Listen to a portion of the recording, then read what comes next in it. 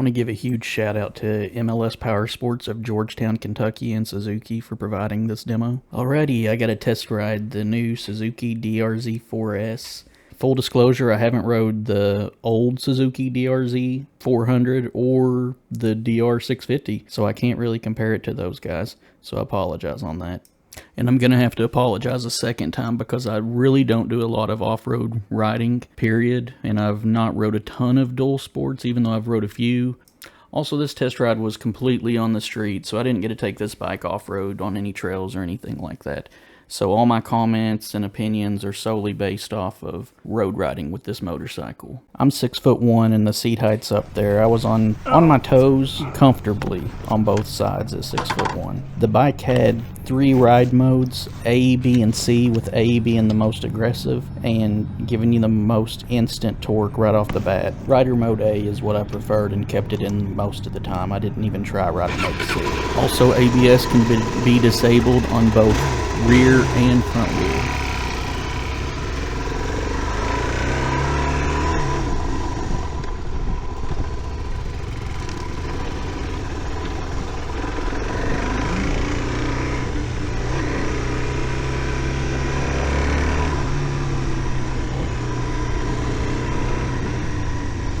The seat was quite hard, but it wasn't uncomfortable after riding for about 35 minutes, so I think I could go for 45 minutes to an hour on this seat.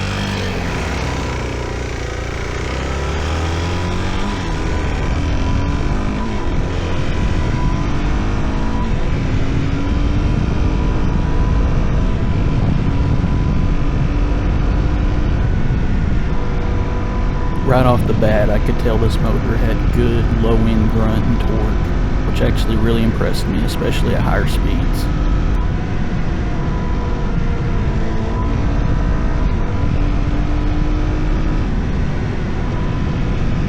In case you're wondering, this bike can definitely do highway.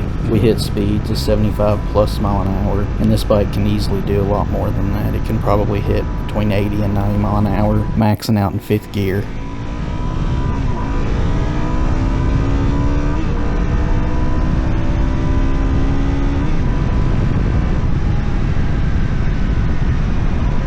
The clutch and brake lever felt really good actually. They were very light, very easy to operate and actuate. The transmission was really smooth, easy shifting up and down. The brakes were really solid, and for the type of bike that this is, there was very little brake dive actually under hard braking.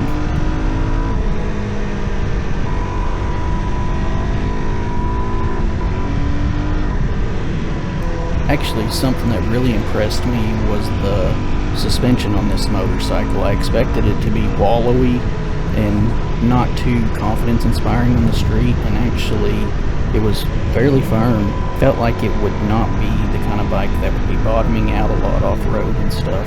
Very good on the street, and I would imagine pretty good doing some decent off-roading actually.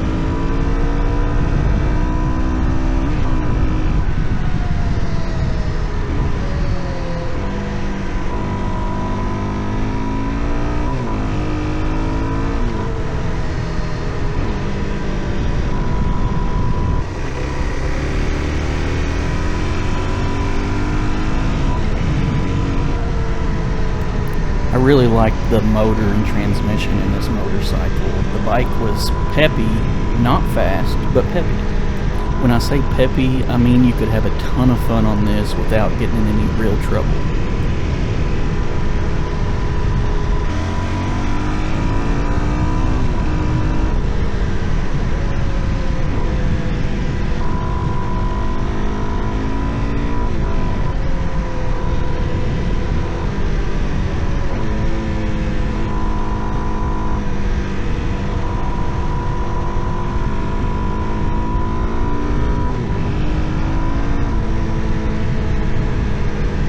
For being a non-street motorcycle, this bike actually handled pretty good.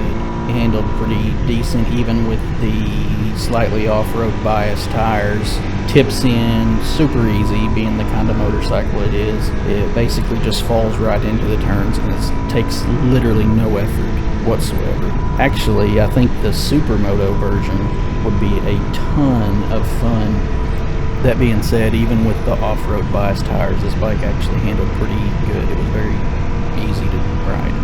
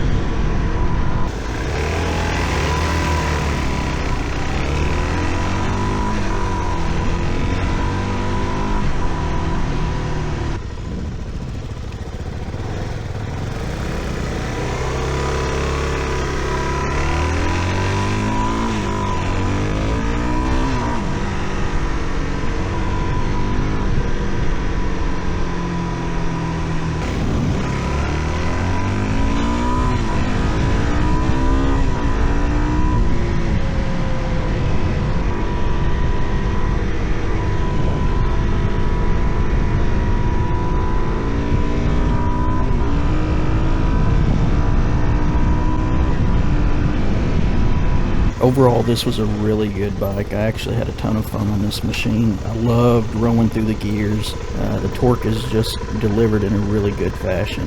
And the motor's characterful. It's fun to just get on and off of over and over again. I had a ton of fun with it. It handled good. The braking was good. I didn't really find any flaws with the bike. The bike felt very premium, actually. Everything felt very solid on it. Like I said, I've not rode the old DRZ bikes, so I can't compare it to that. But I did enjoy this machine. I guess the elephant in the room would be I think the $9,000 asking price. I think that might be a little high, but I'm sure that Suzuki will offer some deals in the future, where they might add some accessories in with the bike, or they might mark it down a little bit, because they seem to do that with a lot of their bikes if they haven't sold. And I think this is actually a really solid purchase if that ends up being the case. It's a very capable machine, kind of a do-it-all. I wouldn't say it's a touring bike without adding some kind of comfort seating wise, even though the seat was really hard initially. After riding it between 30 and 40 minutes, you know, my butt wasn't hurting still on the bike. So sometimes a harder seat actually ends up being more comfortable in the long run. But I didn't ride long enough to see if I was tired after an hour, hour and a half, or 2 hours or something, if my butt was killing me. So I can't really comment on that. This bike had plenty of punch to have fun. It's not super fast, but it has enough. And I actually think for a dual sport, it's a decent looking machine. It's not like just pure ugly by any means. It looks good. Anyways, that's all I can comment on, guys. Till next time, God bless. And remember, Jesus is the way, the truth, and the life.